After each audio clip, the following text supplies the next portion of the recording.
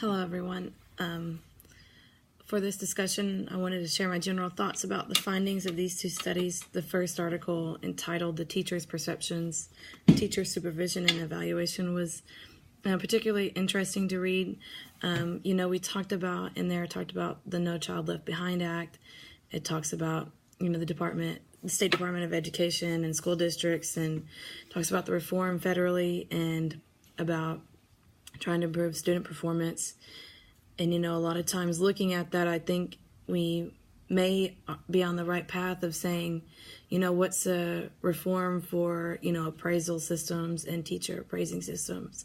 So I was really surprised to think that, I think that I'm kind of naive to say that I've not really thought about that in that type of way of, reforming how we supervise or how we are supervised.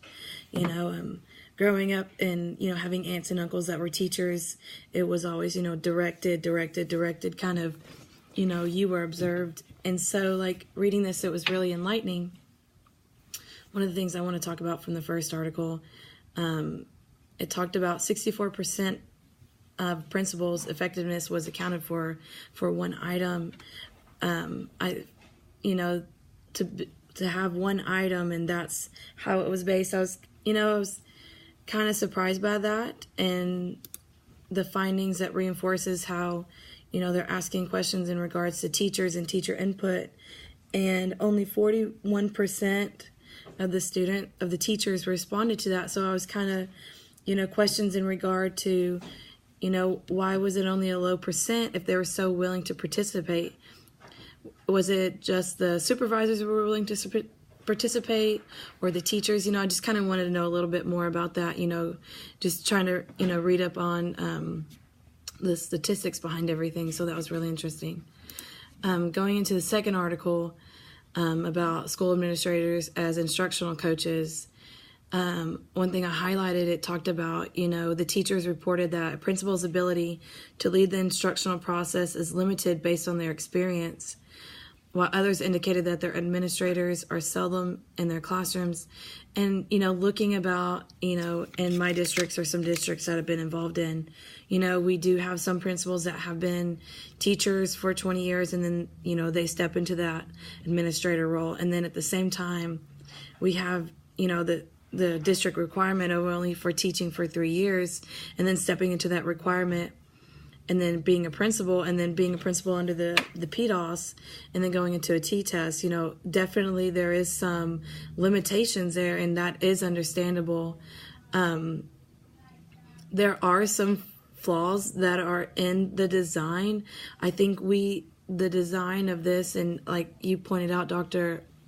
Ortiz, and says, I feel the system is very flawed and designed to punish and not really improving anything. The lack of time and consistency and data, a sense of favoritism, were also repeatedly cited as reasons for reservations or the lack of trust. I think a lot of times this is a leadership position that our administrators are in, but also at the same time, it's a leadership role. We can be an administrator, but being in a leadership supervisor role, those are two separate components, and they're just completely different, so that was really interesting to read. Trust levels at 69%, yeah, that's a high percentage mathematically speaking, but at the same time, it's really not, looking at, what makes them to not be trustworthy. So,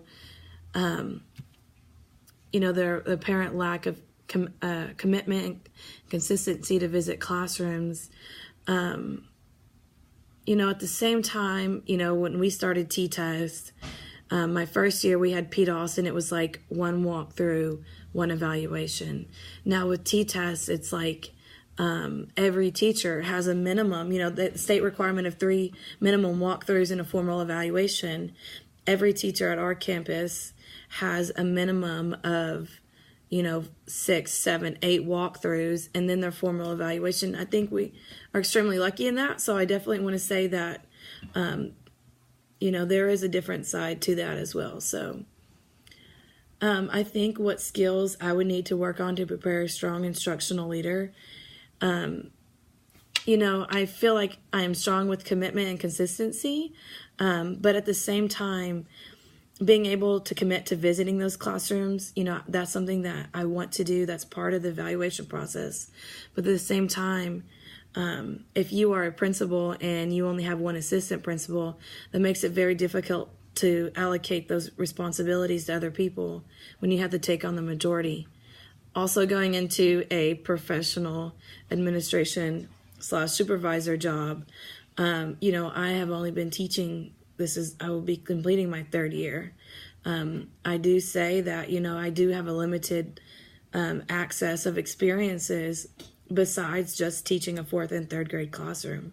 I do recognize that, and being able to understand what happens and goes into the other classrooms, I think that is something that I need to be more versed in, observe more in, communicate, reach out to my peers, see how it works out in other kindergarten, pre-K, 1st, 5th grade, so I think that is something I definitely need to improve upon.